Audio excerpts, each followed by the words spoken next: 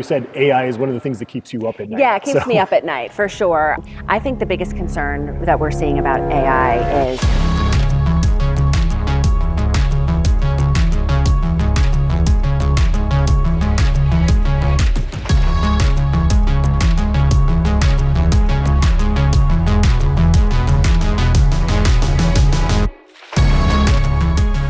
What do you think about AI? But seemingly overnight has just become this massive disruptor in every industry. I swear it's like flipping a light switch and all of a sudden everybody's using AI because it's like, oh, it's here now. I'm curious as to how you see that maybe playing into digital marketing or even into the kind of the tracking arena.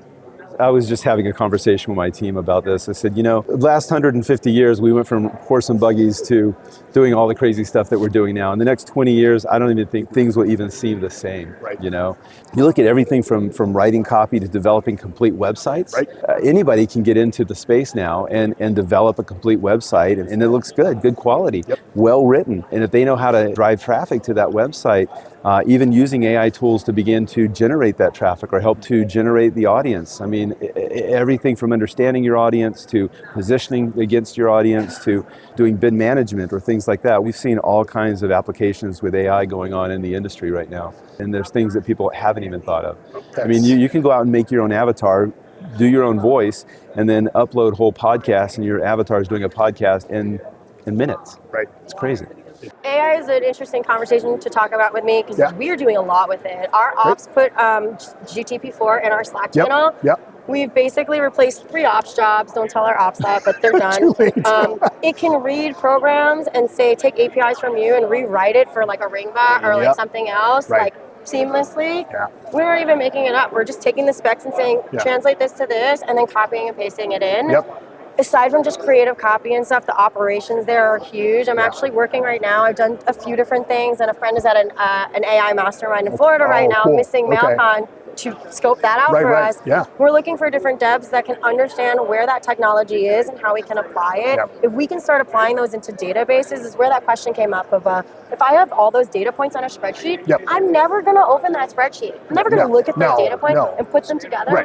That doesn't make sense, but that's what AI is great at. So right now I'm trying to find a team to understand the technology a little bit better, and that's literally what we're trying to do is say, hey, we have all the data in a database, now let's kind of pull in some of these other apps and stuff that we use, these third-party softwares. So building something that actually works for everybody else in industries that they can now use this conversation to tap into databases, to understand their consumers a lot more. The technology wasn't always there for us to try to be more compliant. The technology was there to load it in, hit the button, and see what happens. So as the technology is catching up with us, I think we also need to be innovative about what are we doing with it? I use it as a tool.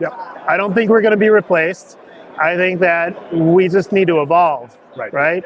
And I think what you're going to see happen soon is this huge explosion where maybe call centers with a human voice are no longer there. Like maybe they're all going to be a computerized voice that sounds like a human with a personality. It's going to memorize everything you've ever said, so it can make a follow-up call, and you'll feel like you have a friend, but it's not a friend, it's an AI.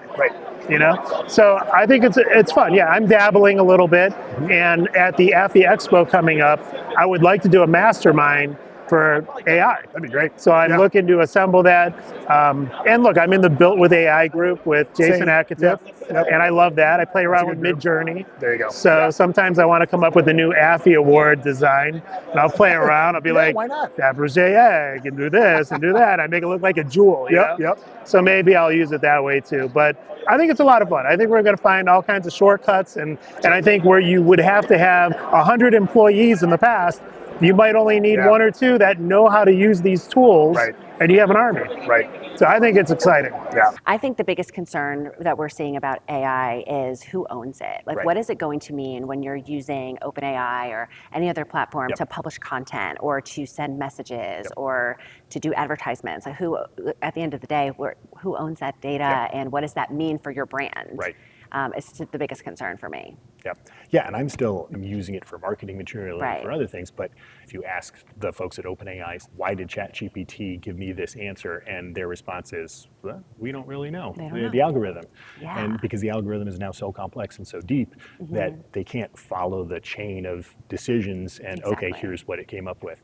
And I think that leads to this fact that I'm also not sure that anybody can tell you what ChatGPT is capable of. You know, Exactly. we learn That's by my asking fear. it to do things. Right. And it's like, oh, it's like it can write computer code. Didn't know that. Yeah. And then you try it and find out it can. We were talking about it yesterday that there's an article that one of the guys on the Optismo team showed us that a writer gave ChatGPT like the basic outline of, I want you to build a company with $100 budget. I need a website, I need this, this, and this, and said, give me a business plan.